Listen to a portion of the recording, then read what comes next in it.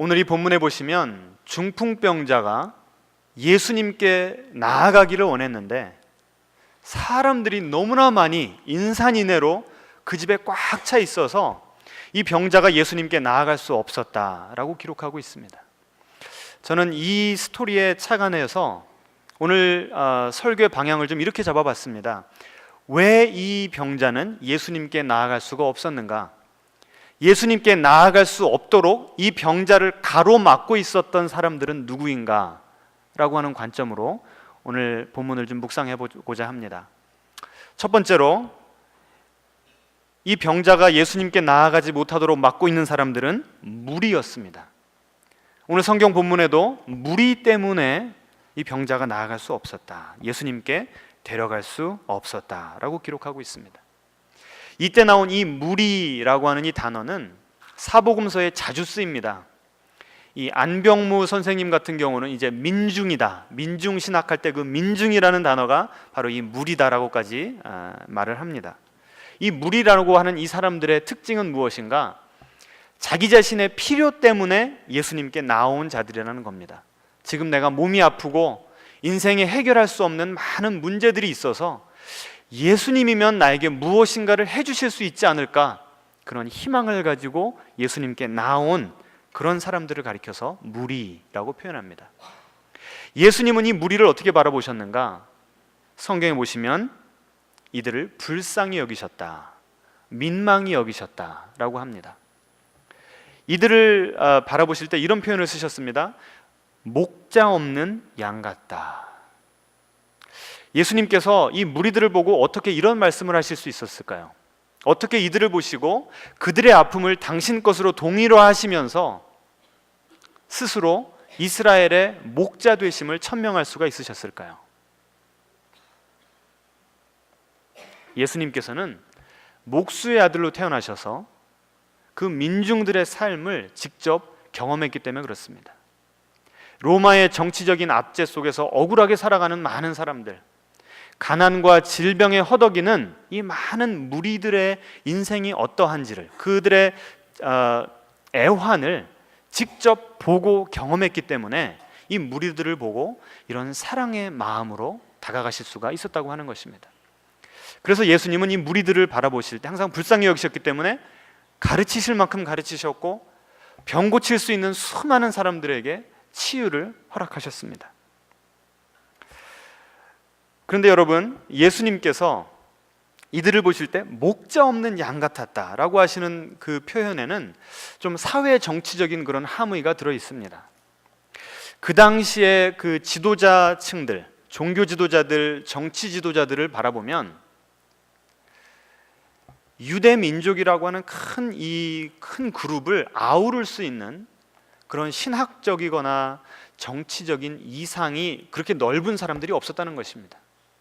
우리가 알다시피 바리새파, 사두개파, 에세네파, 열심당원, 이런 그 유대의 그 종교계와 정치계를 이끌어가는 여러 그룹들이 있었어요.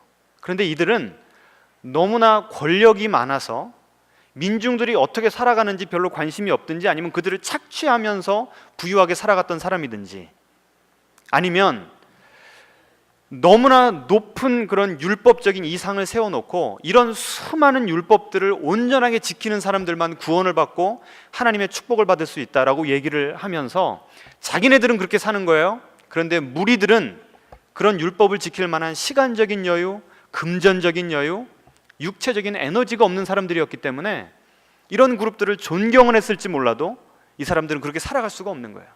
스스로 나는 그렇게 거룩하지 못한 존재구나. 그래서 유대 어디를 봐도 소망이 없었고 이 민중들을 잘 이끌어줄 만한 지도자가 없었다는 것입니다.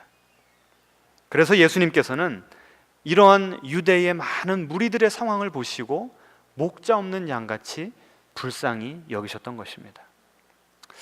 예수님께서 지금 이 현대를 살아가는 우리 크리스찬들, 우리 한국 사회에 오셨다면 우리 성도님들과 또 우리 교회 바깥에 있는 많은 우리 한국 시민들을 보시고 예수님께서는 어떤 감정을 가지실까요?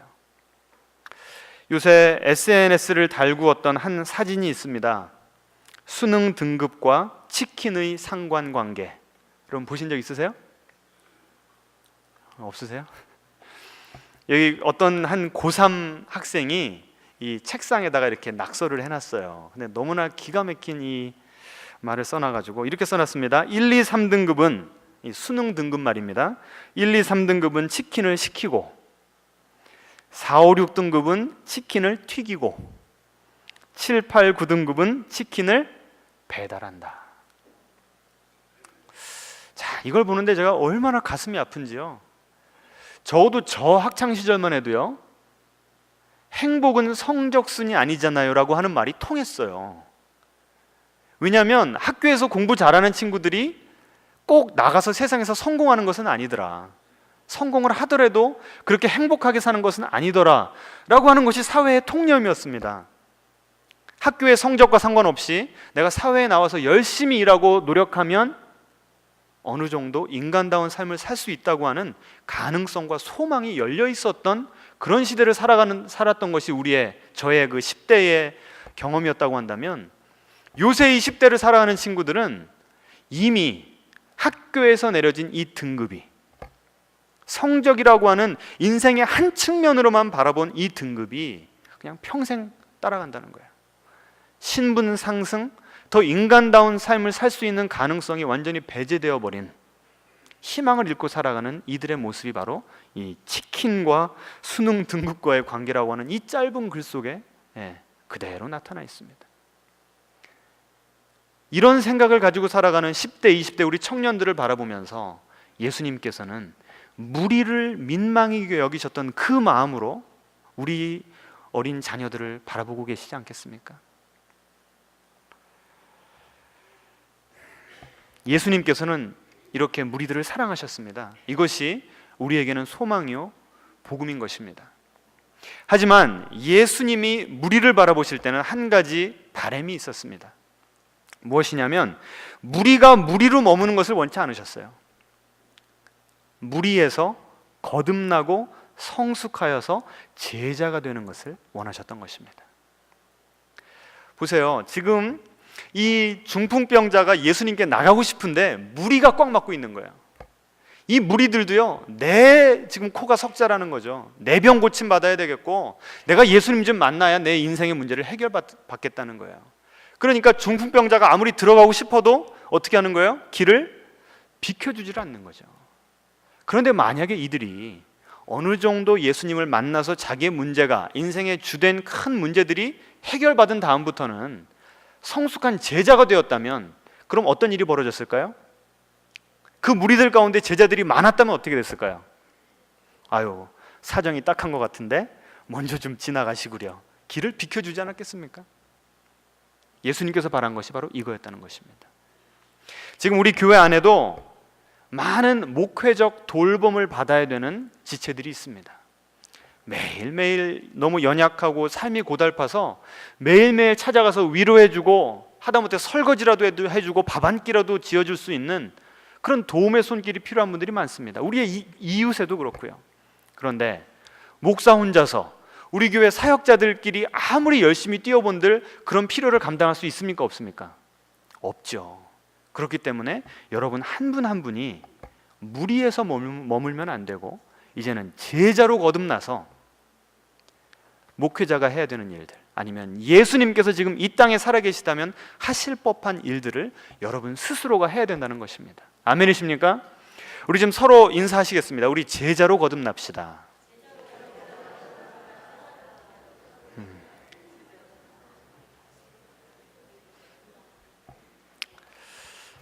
자, 그래서 예수님께 지금 이 오늘 본문에 나온 내용을 보면, 이 중풍병자가 예수님께로 나아가지 못한 첫 번째, 가로막고 있었던 첫 번째 사람들이 바로 무리였고요. 하지만 더 심각하게 두 번째 무리가 있었습니다. 두 번째 부류의 사람들이 있었습니다. 누구죠? 바로 종교 지도자들이었다는 것입니다. 오늘 이 본문에 보시면 어떤 서기관들이 거기 앉았다. 이 거기라는 게 어딜까요? 예수님 계신 그 집안이었겠죠. 그런데 이 서기관들, 이 종교 지도자들과 예수님의 물리적 거리가 어느 정도 떨어져 있을 것이라고 생각하십니까? 옛날 그 유대 문화나 우리 한국 문화나 귀한 손님이 오셨습니다. 그럼 어디다 모십니까? 상석에다 모시잖아요. 좋은 자리 주잖아요. 지금 이 집에서 가장 중요한 손님은 누굴까요? 예수님이죠. 그 다음으로 중요하게 이 무리들이 생각했던 그 다음 중요한 귀비는 누구였을까요? 유대 지도자들이죠. 그러니 예수님 바로 주변을 둘러싸고 있었던 사람들이 지도자였을 확률이 큽니다. 예수님께서도 8절부터 11절까지 그 서기관들에게 말씀을 하시는데 마치 바로 옆에 있는 것처럼 말씀을 하십니다. 무슨 말인가? 지금 예수님만 만나면 새 생명, 인생의 새로운 기회, 새로운 소망을 얻을 수 있는 이 중풍병자를 누가 지금 서로 딱 막고 있다는 거예요? 갈 길을? 종교 지도자들이 막고 있다는 거죠. 저는 이 그림을 상상하면서 이런 질문을 던져봤습니다. 혹시 우리 봉신교회 성도님들이, 혹시 우리 한국 개신교 크리스찬들이 지금 우리 사회에 예수님께로만 나가기만 하면 문제 해결을 받을 수 있고, 예수님께로 나가기만 하면 새 생명을 얻을 수 있는 그 수많은 사람들이 우리 때문에, 우리가 자리 차지하고 앉아서 막고 있기 때문에 예수님께 못 나오는 것은 아닌가 라는 생각을, 그런 질문을 던져봤습니다. 저는 원래 오늘 이 설교를 좀 도덕적인, 개인의 그 생활의 도덕적인 측면으로 설교를 하려고 그랬어요. 제가 책 한 권을 읽었는데 미국의 그 젊은이들을 대상으로 당신들은 크리스찬들 중에 어떤 모습이 그렇게 못마땅합니까? 라는 질문을, 수많은 사람들에게 질문을 던졌습니다. 그리고 쫙 답을 낸 것들이 있어요. 설문조사 결과. 넘버 원이 무엇인 줄 아십니까? 크리스찬들은 위선자라는 거예요. 위선자. 말은 그럴듯하게 잘하는데 삶이 따라주지를 못한다는 거예요. 그러니 나는 저 사람들 못 믿겠다라고 하는 것이 미국의 젊은이들이 크리스찬들을 볼 때 드는 생각이라는 겁니다. 여러분, 미국만 그런 것 같아요? 한국도 그런 것 같습니까? 기윤실에서 최근에 설문조사를 했는데 거기서도 불교, 카톨릭, 개신교 중에 가장 신뢰도가 낮은 종교가 무엇이었을까요? 기독교라는 겁니다. 그래서 저는, 여러분, 우리 좀 똑바로 삽시다. 말만 그럴듯하게 하지 말고 정말 행동으로 좀 사람들 사랑하고 섬기고 용서하고 베풀고 좀 이렇게 삽시다. 성령의 능력을 힘입어서 우리 인생 가운데 좀 성령의 열매를 맺읍시다 하고 통성기도하고 끝내려고 했다니까요. 그런데 연일 터져 나오는 이 뉴스, 지난 몇 달간의 그 미디어를 잘 주시한 결과, 지금 우리 한국 기독교가 처한 문제는 개인의 윤리에서 더 깨끗하게 살고 더 올바르게 사는 것에 그치면 안 된다는 그런 생각이 들었습니다. 이 공적인 영역에 있어서 회사원으로서, 교사로서, 사업가로서 우리가 지금 이 사회를 살아가면서 맡고 있는 직책이 있는데, 그 직책과 크리스찬이라고 하는 이 두 개의 정체성을 가지고 살아가면서 도대체 어떻게 살아가야 이 사회를 깨끗하게 만들고 이 사회가 하나님의 임재와 하나님의 샬롬이 거하는 그런 살기 좋은 사회로 만들 수 있을 것인가라는 문제의식이 거기까지 가야지, 단지 나 혼자서 신앙을 잘 지키고 나 혼자 깨끗하게 살아야 되겠다, 여기서 그치면 안 된다는 것을 제가 새롭게 깨달았습니다. 그래서 지금부터 제가 드리는 말씀은, 제가 최근 이 기독교에 대한 모습을 좀 보면서 우리 한국 기독교의 그 민낯이라고 그러죠. 민낯이 뭐예요? 예? 화장 안 한 그 얼굴 그대로, 좀 추한 모습 그대로를 지금 제가 밝히려고 그래요. 제가 이런 것을 굳이 설교로 하는 이유는, 이미 보도를 통해서, 꼭 크리스찬 미디어가 아니라 이 일반 미디어를 통해서도 이미 우리가 접하고 있는 것이기 때문에 우리들끼리 쉬쉬하면서 그래도 우리 교회는 그런 문제가 없으니까 라고 덮어둘 문제가 아니라고 생각했기 때문입니다. 자, 먼저 첫 번째 어떤 모습이 있는가? 생명을 구원하는 것보다 기득권 유지에 관심을 기울이는 크리스찬들. 이런 크리스찬들 때문에 많은 사람들이 예수님께 나오고 싶어도 교회에 나오질 않는다는 거예요. 간디도 그렇게 얘기했습니다. 인도의 그 비폭력주의로 인도의 그 정치적 독립을 이끌었던 간디도 나는 예수님은 좋은데 누구는 싫다고요? 크리스찬들은 싫더라. 지금 이런 일들이 벌어지고 있는 것입니다. 자, 그래서 생명을 구원하는 일보다 기득권 유지에 관심을 기울이는 가장 대표적인 그룹이 누군가? 참 말하기 부끄럽지만 목사들이라는 겁니다. 목사들. 오히려 목사님들 때문에 전도가 잘 되고 교회가 부흥을 해야 되는데 성도님들이 어렵게 한 영혼씩 전도를 해오면 목사님들이 한 번씩 망언을 터뜨려서 수천 명, 수만 명씩 그냥 교회 바깥으로 성도들을 쫓아버린다는 거예요. 그래서 요새 무슨 말까지 생겼냐면요, 지금 이 한국 사회에 가장 빠르게 번져나가고 있는, 번식되고 있는 족속이 있습니다. 그 족속의 이름이 가나안 족속이에요. 가나안 족속. 전혀 감이 안 잡히시죠? 가나안을 거꾸로 하면 뭐예요? 안 나가. 교회를 다니다가 이 한국 교회에 너무나 타락하고 부패하고 아름답지 못한 이런 모습을 보고는 안 나가 족속이 돼버린다는 거예요. 그러면서 이런 사람들이 지금 안티기독교 운동을 일으키고 있다는 것입니다. 만약 여러분이 세월호 참사로 자녀를 잃은 부모님이라면, 그런 부모로서 저런 목사님들의 발언을 들었다면 여러분이 앞으로 교회 다니실 수 있겠습니까? 이 유대 종교 지도자들이 그 중풍병자 오는 것을 막고 있었듯이 지금 이 목사님들이 이런 일들을 하고 있습니다. 진정으로 치유의 도구가 되는 그 제사장의 사명으로 백성들의 아픔을 내 것으로 받아들이고 위로하고 치유해 줘야 될 것이 목사님들의 사명인데 그걸 못하고 있다는 거예요. 지금 저 영상이요, 크리스천 나우라고 하는 CBS의 한 프로그램에서 나온 영상입니다.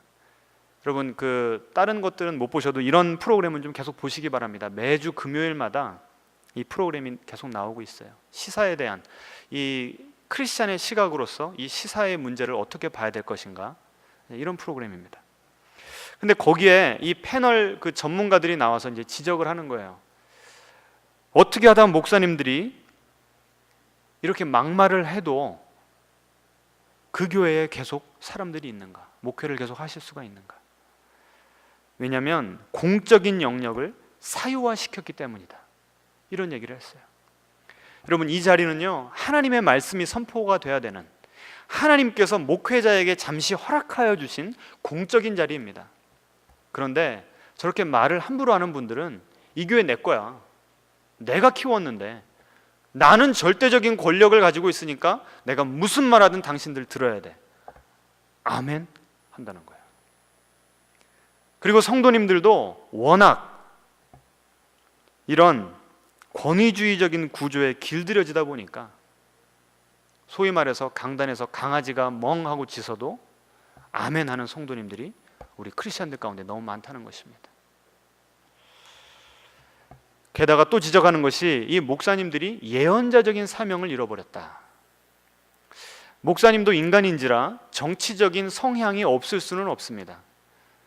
하지만 특별히 강단에서 그런 말을 할 때는 너무너무 정말 조심스럽게 얘기를 해야 되는 것입니다.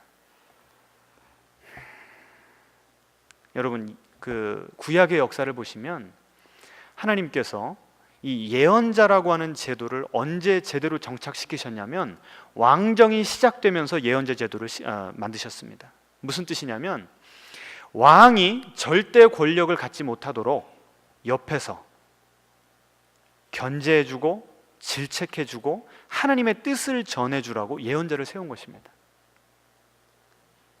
목회자들이 그런 역할을 해야 되고, 특별히 이 개신교를 대표하는 대표성 있는 대형 교회들이 오히려 그런 예언자적인 역할을 해줘야 되는데 지금 그걸 전혀 하고 있지 못하고 오히려 반대로 약자의 편보다는 강자의 편을 들고 있다는 것이 지금 이 한국 기독교의 모습이라는 것입니다.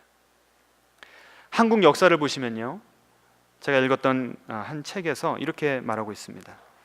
한국 민족은 사회적인 혼란과 급변 속에서 신뢰하고 의지할 수 있는 종교를 찾았습니다.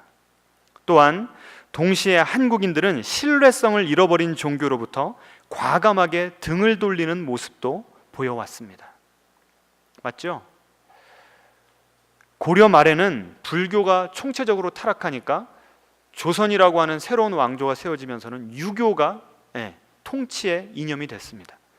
그런데 500년 유교 시대가 끝나고 이 유교라고 하는 유교가 실학자들과 일반 대중의 질책을 받게 되니까 유교에도 소망을 못 찾고 불교에도 소망을 못 찾던 많은 이 한국의 백성들이 어디서 소망을 보았습니까? 기독교.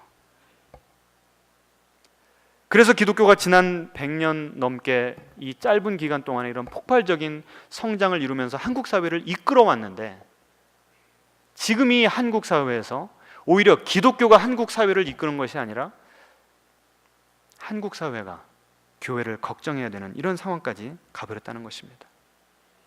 그리고 이렇게 한국 기독교의 지금 근본부터 뿌리가 흔들리게 한 이 장본인들이 바로 다름 아닌 목사님들이라는 것입니다. 여러분, 사역자들을 위해서, 우리 목사님들을 위해서 정말 기도 많이 해주셔야 됩니다. 특별히 저를 위해서 기도를 많이 해주십시오. 저도 인간이라 실수할 수 있고요. 실수 벌써 많이 했습니다. 제가 돌아볼 때. 그리고 목사님들이 하는 말에 무조건 아무 생각 없이 자동적으로 아멘하는 그런 습관도 이제는 좀 버리셔야 됩니다. 이 말이 상당히 이게 좀 조심해서 해야 되는 말입니다. 목사님들을 우습게 여기라는 얘기가 아닙니다, 여러분. 여러분 스스로가 정말 성경을 잘 보시고 기도하시면서 저나 다른 목사님들이 이 진리의 길에서 벗어났을 때는 지적을 하실, 여러분 스스로가 또 예언자적인 사명을 가지고 지적을 하실 줄 알아야 된다는 것입니다. 두 번째로, 우리 한국 기독교에 지금 포텐셜 신자들을 예수님께로 나아가는 것을 가로막는 그 두 번째 현상이 무엇인가? 바로 반성되지 않은 확신을 가진 크리스찬들이라는 것입니다. 반성되지 않은 확신. 굳건한 확신이 있어요. 흔들리지 않은 확신이 있어요.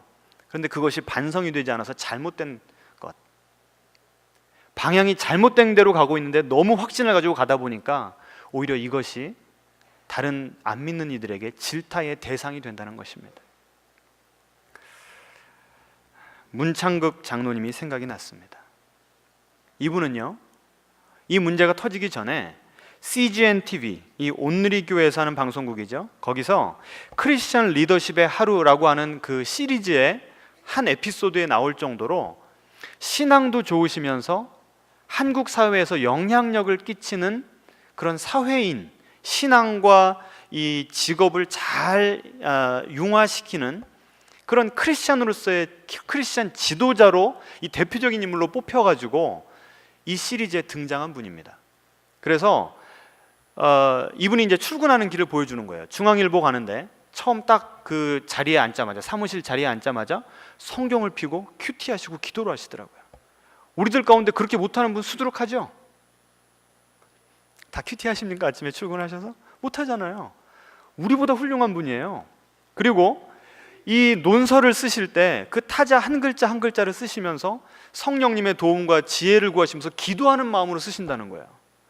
그리고 퇴근한 다음에 어디 가나 이 카메라를 들고 따라가는데 순모임, 우리 교회로 따지자면 셀 모임에 가가지고 다른 크리스찬들과 교제를 나누시더라고요. 지극히 평범하고 지극히 모범적인 신앙인의 모습을 보이는 거예요. 그래서 저는 그런 걸 보면서 이분이 하나님 앞에서 바로 선, 적어도 개인의 영성으로 볼 때는 흠잡을 것이 없는 모범적인 신앙인이라는 것은 저는 믿어 의심치 않습니다. 그렇게 믿고 싶고요. 그런데 이분이 어디가 잘못됐는가? 이분이요, 그 크리스천 리더십의 하루라고 하는 프로그램에서 인터뷰를 하는데 이런 말을 하시는 거예요. 우리 한국 교회의, 한국 사회의 가장 큰 문제가 무엇인가? 나와 생각이 다른 사람의 입장을 이해하려고 하지도 않고 받아들이려고 하지도 않은 이 소통의 부재, 소통을 거부하려고 하는 이런 한국인들의 심성, 이것이 잘못된 것이 아닌가, 이렇게 지적을 합니다. 그런데요, 이번 일을 겪으면서 이분이 총리 후보자 자진 사퇴를 하면서 기자회견을 했죠. 근데 그 기자회견문 가운데 이런 말을 하셨어요. 개인은 신앙의 자유를 누린다. 그것은 소중한 기본권이다.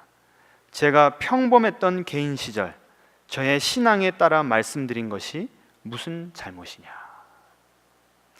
저는 이걸 보고 참 안타까웠습니다. 만약에 이분이 정말 스스로도 다른 사람의 말을 경청할 줄 아는 그런 열린 마음을 가지고 내가 틀릴 수도 있다는, 나는 지금 이런 나의 역사관이 확실하지만 이 확신조차도 틀릴 수 있다는 가능성을 조금만 열어놓으셨어도, 이것이 이 2011년인가요? 온누리에서 했던 강연이 이렇게 인터넷을 달구면서 사람들이 욕을 할 때, 비판을 할 때 왜 저 사람들이 저렇게까지 부정적인 반응을 보이는가, 이걸 조금이라도 마음을 열고 헤아리셨다면 사퇴할 때 이런 내용의 말을 하실 수가 있었을까. 너무나 안타까운 마음이 들었습니다. 억울함만 묻어나와요. 억울함만. 여기 보시면 평범했던 개인 시절, 이런 표현을 쓰셨습니다. 그런데 이분이 온누리교회에서 강연하실 때 이미 중앙일보의 논설위원이셨어요. 그리고 온누리교회에서 그렇게 강연하실 수 있는 자격이 그분의 사회적인 위치 때문에 그 자격을 부여받으신 거 아닙니까? 그렇다고 한다면 한 신앙인으로서, 또 사회의 엘리트, 당당히 서 있는 엘리트로서 그 자리에서 강연을 하셨다면 그분은 사적인 영역에서 사적인 말을 하신 것이 아니라 공적인 영역에서 공인으로서 지금 그 간증을 하고 강연을 한 것입니다. 그런데 어떻게 내가 사적으로 그냥 교회 안에서 슬슬한 그 간증을 가지고 나를 꼬투리 잡아서 이렇게 나를 끌어내리느냐, 억울하다라고 하는 것은 좀 말이 안 되는 것 같아요. 우리 크리스찬들에게요, 더 이상 사적인 영역은 없습니다. 가장 먼저는 하나님께서 우리의 인생을 24시간, 하루 24시간, 주 7일간 우리를 지켜보고 계시기 때문에 우리 인생의 사적인 영역은 없어요. 두 번째로 우리의 가족이 우리를 바라보고 있고, 우리의 직장에서, 우리의 학교에서, 우리의 삶의 터전에서 믿지 않은 자들이 우리를 바라보고 있기 때문에 우리에게는 더 이상 사적인 영역은 없습니다. 그런데 이분은 공과 사, 이 개념이 좀 흔들렸던 것 같아요. 여러분, 한번 핵심 질문을 제가 여러분에게 던져보겠습니다. 이건 너무나 큰 질문이라 제가 이 짧은 시간에 제 스스로 이 부족한 충분한 답변을 해드릴 수도 없지만 한번 질문을 던져볼게요. 그렇게 문제되는 발언입니다. 일본의 식민 통치, 하나님의 뜻입니까, 아닙니까? 하나님의 뜻이에요, 아니에요? 이 질문이 쉬운 질문이에요, 어려운 질문이에요? 저도 이거 얼마나 고민했는지 모릅니다. 보세요. 이 질문이 왜 어렵냐면, 우리 개인으로 볼 때, 여러분 간증하실 때 그렇게 얘기하잖아요. 하나님께서요, 저에게 이런 시련을 주셨습니다. 그때는 너무나 힘들어가지고 하나님께 부르짖기도 하고 불평도 하고 그랬는데, 하여튼 죽자사자 하나님께 매달리다 보니까 하나님께서 능력 주셨고 잘 이겨냈습니다. 지나고 보니까 하나님의 무엇이었습니까? 뜻이었고, 하나님의 축복이었고, 하나님의 섭리였습니다. 지금 나의 고난을 뭘로 보는 거예요? 하나님의 뜻으로 보고 있잖아요. 여러분 그런 간증 해보셨어요? 안 해보셨어요? 하셨잖아요. 그런 간증 들어보셨어요? 못 들어보셨어요? 들어보셨잖아요. 그러면 이 개인의 레벨에서 한 그 말을 그대로 공동체와 민족으로 대입해 보세요. 그러면 일본 식민, 이 고난, 이 민족의 고난이 하나님의 뜻이었습니다 라고 얘기한 게 우리 기독교의 세계관 안에서 볼 때 왜 잘못이에요?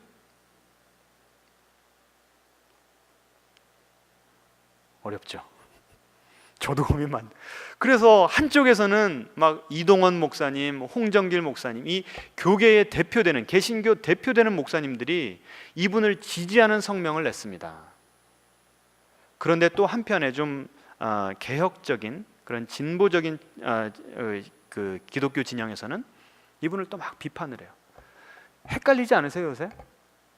저도요, 이 목사로서 어떤 한 포지션을 저도 이제는 좀 잡고 내가 왜 그런 측면, 누구를 지지하고 많은지를 이제 정당화해야 되는 그런 책임이 있는 자리에 서 있는데 너무나 두려운 거예요. 제가 오늘 설교 준비하면서 얼마나 제가 고민이 되고 스트러글을 많이 했는지 모르겠습니다. 여러분, 일본의 식민 지배 하나님 뜻입니까 아닙니까?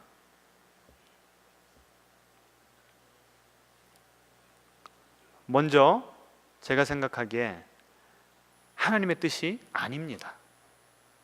어떤 의미에서 아닌가?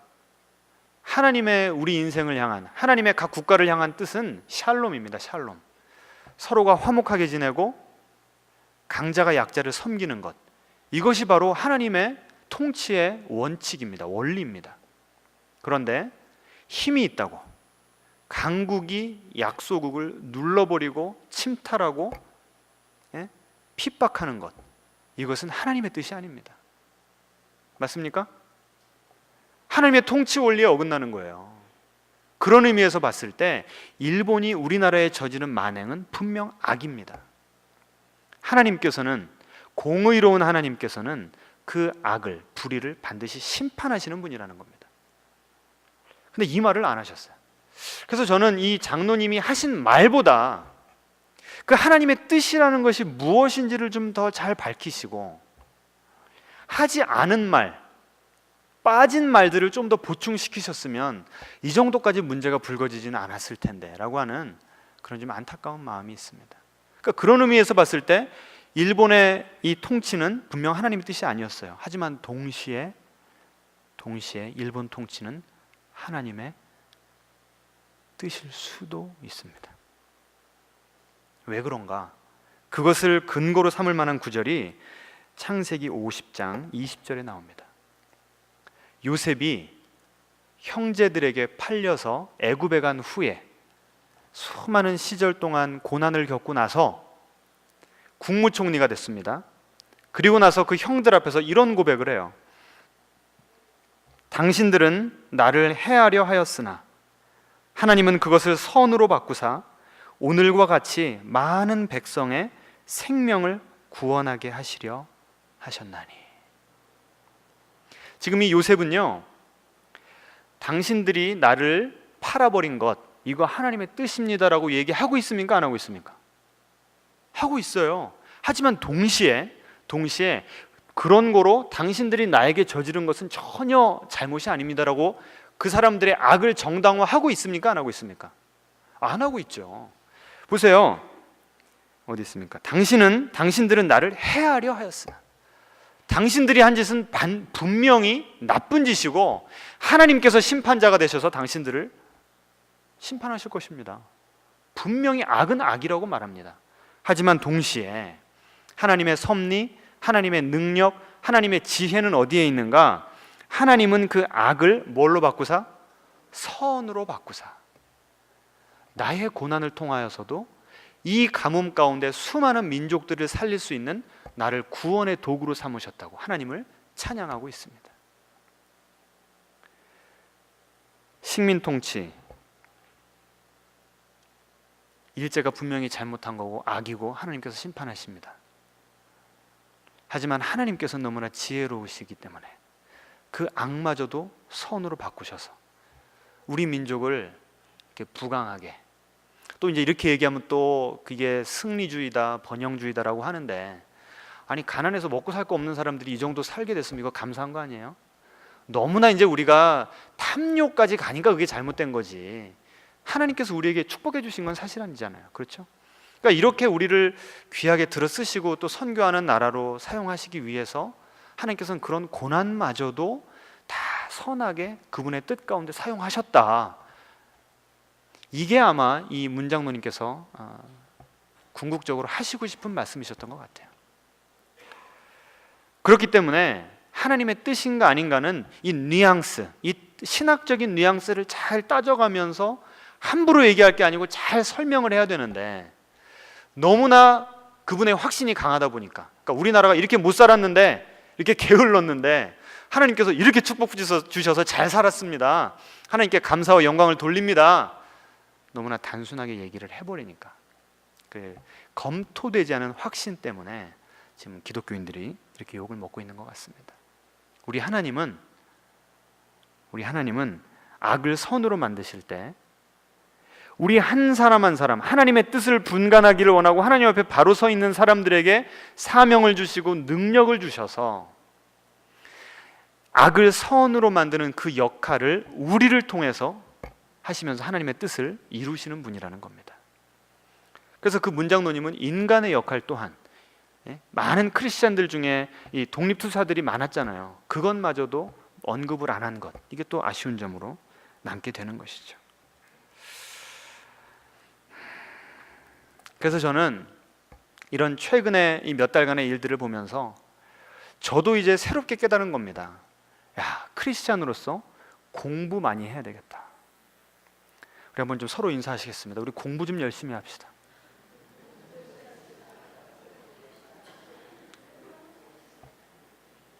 이 기독교적인 세계관을 가지고 이 현대의 역사를 바라보고 이 사회의 이슈를 기독교적으로 성경적으로 해석한다는 것이 얼마나 중요한지를 이제야 제가 깨달았습니다. 그래서 저도 아직은 여러분에게 이런 명쾌한 어떤 관점을 제시하기가 참 힘들어요. 너무나 부족해요. 여러분과 저희가 함께 고민해 가야 되는 문제입니다. 이걸 고민하려면요, 사회과학 책도 많이 읽어야 되고 역사책도 많이 읽어야 되고요, 진보적인 쪽도 얘기를 들어봐야 되고 보수적인 쪽도 얘기를 들어봐야 되고, 내가 하여튼 어떤 절대적인 내가 가지고 있는 것이 100% 진리다라고 하는 확신은 예수님의 피에 대한 것 말고는 내가 틀릴 수도 있다, 나는 배워야 된다라고 하는 그런 가능성을 좀 열어두시기를 바랍니다. 아멘이십니까? 예. 이 마지막 포인트는 제가 다음 주에 할 거기 때문에 간단하게만 하겠습니다. 무례한 기독교인들. 전도를 함에 있어서 우리가 다른 종교인들에게 너무나 무례하게 대할 때가 많다는 것입니다. 막 성령이 충만해요. 저 영혼을 막 너무나 사랑하는 거예요. 저 영혼 지옥 가면 안 돼요. 꼭 구원하고 싶어요. 그런데 말이, 다가가는 접근 방식이 너무나 전투적이라는 거예요. 너무나 제국주의적이라는 거예요. 나는 진리를 가지고 있고 당신은 모르니까 들어라, 이거예요. 이 사람이 들을 준비가 됐건 안 됐건, 때를 얻든지 못 얻든지 그냥 막 복음을 던지는 거예요. 내가 이 사람의 속사정, 무엇으로 힘들어하는지 안 하는지, 그것을 가지고 이 복음의 연결고리를 만들어야 되는데 그런 것은 생각하지도 않고 그냥 무조건 예수 믿으라고. 예수 천국, 불신지옥. 7월 4일에 인도의 불교 성지에 청년 3명이 가서 기타를 치고 찬송을 부르다가 한 한국에서 오신 스님한테 적발이 돼가지고 이게 또 기사화가 됐습니다. 참 얼마나 창피한지. 물론 여러분 오해하지 마세요. 전도하는 거 중요합니다. 전도하지 말라는 얘기가 아니에요. 또 어떤 분들은 이렇게 얘기하면, 그렇지, 불교인들은 불교 믿어서 천국 가는 거야. 기독교인들은 예수 믿어서 천국 가고, 이슬람은 알라 믿어서 천국 가니까 우리는 종교다원주의를 믿어야 예의 바른 시민으로서 이 한국 사회를 살아갈 수 있어 라고 얘기하는 분들이 있습니다.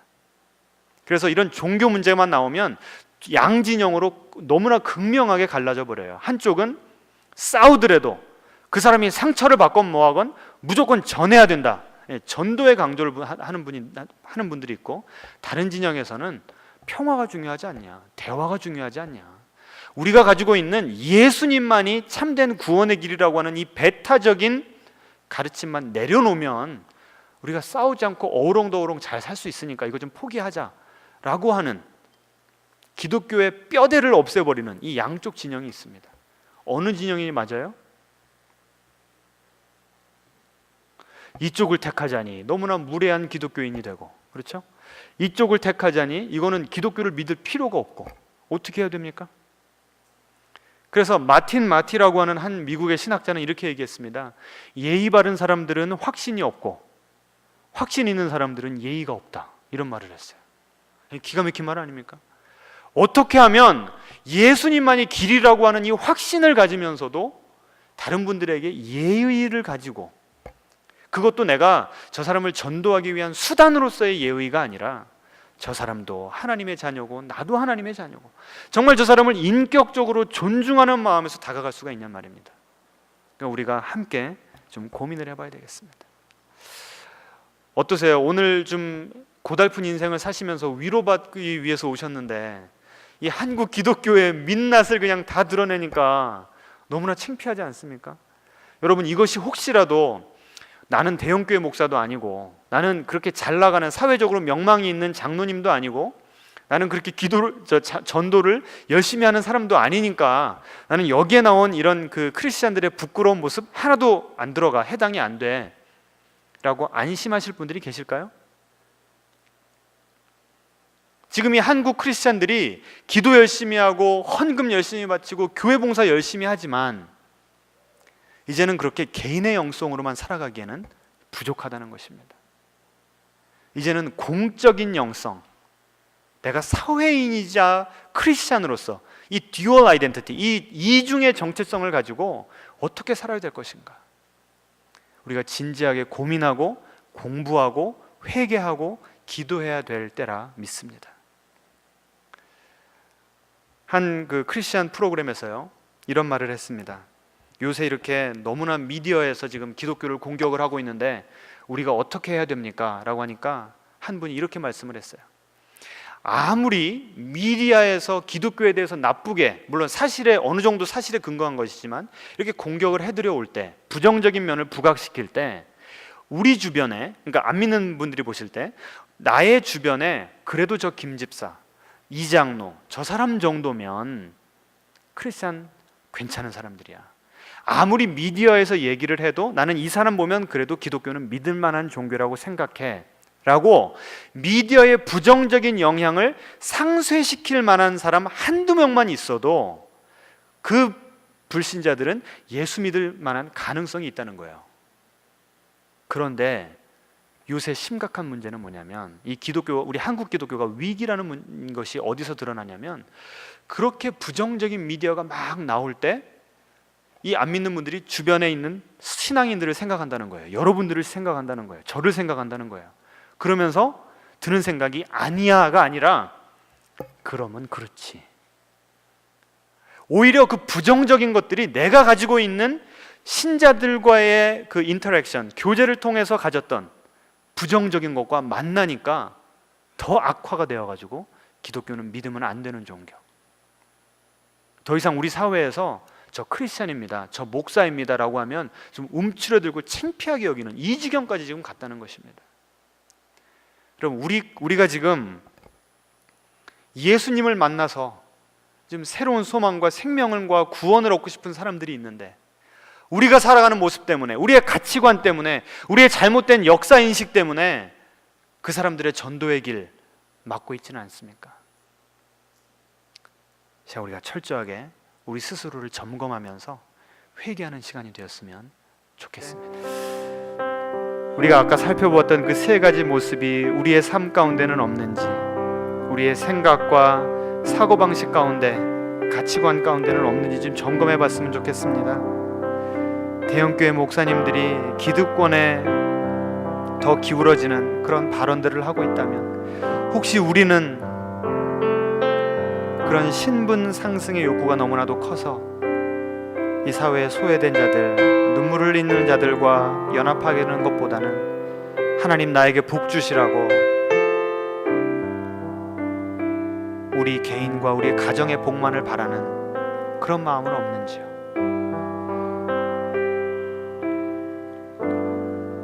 우리가 공인으로서 하는 그 말과 행동에 주의를 기울이지 않고 무심코 던진, 무심코 보인 그런 말과 행동 때문에 전도의 문이 막혀버린 그런 가나안 성도들이 있지는 아니한지요. 제가 우리 스스로를 위해서, 또 우리 봉신교회를 위해서, 한국 기독교를 위해서 우리 간절하게 함께 기도하시겠습니다. 주여 하나님, 두렵고 떨리는 모습으로 주님 앞에 섰습니다. 주여, 성공주의, 기복신앙, 우리 한국 개신교를 결정지어버리는 이런 말들이 우리에게는 해당되지 않는지 주님 진리의 빛으로 우리의 마음을 비추어 주시기 원합니다. 예수님처럼 살아가게 하시옵소서. 예수님의 정신, 예수님의 언어, 예수님의 가치관, 예수님의 관점을 가지고 살아가기를 원합니다. 하나님, 나 스스로 예수님 잘 믿는 것에 만족하지 않게 하시고 더 이상 이제는 사적인 영역이 없고 이제 나는 공인으로 살아가야 될 텐데 나의 모습을 통해서 이 실추된 기독교의 이미지가 되살아날 수 있도록 도와주시고 나의 헌신을 통해서 나의 사랑과 섬김을 통해서 이 희망의 불빛이 꺼져 들어가는 이 한국 사회 가운데 새로운 소망을 발견하는 이들이 늘어날 수 있도록 인도하여 주시옵소서. 예수님만 만나면 인생의 새로운 소명을 찾을 수 있는데 예수님만 만나면 그 영혼의 중풍병을 고칠 수 있는데 우리 때문에 우리가 그 길을 막고 있지는 않은지 하나님 너무나 두렵고 떨립니다. 주님, 우리가 어디서부터 어떻게 바뀌어야 될지, 삶의 방향을 어디로 어떻게 전환해야 될지 주님 지혜를 내려주시옵소서. 분별력을 내려주시옵소서. 하나님, 그래서 우리가 생명의 도구로 쓰임받게 하시옵소서. 구원의 도구로 쓰임받게 도와주시옵소서. 우리 한국 기독교를 주님께서 불쌍히 여겨주셔서 지도자들부터 회개하게 도와주시고 하나님께서 우리 지도자들에게 주신 제사장적인 사명, 예언자적인 사명을 온전히 감당함으로 초기 기독교가 그런 사명을 감당했듯이 이 현대 기독교가, 우리 한국 기독교가 이 한국 사회를 새롭게 하고 더 살기 좋은 사회로 하나님의 샬롬이 흘러넘치게 만드는데 그 사명을 온전히 감당할 수 있도록 주여 붙잡아 주시옵소서. 감사드리며 예수님의 이름으로 기도합니다. 아멘.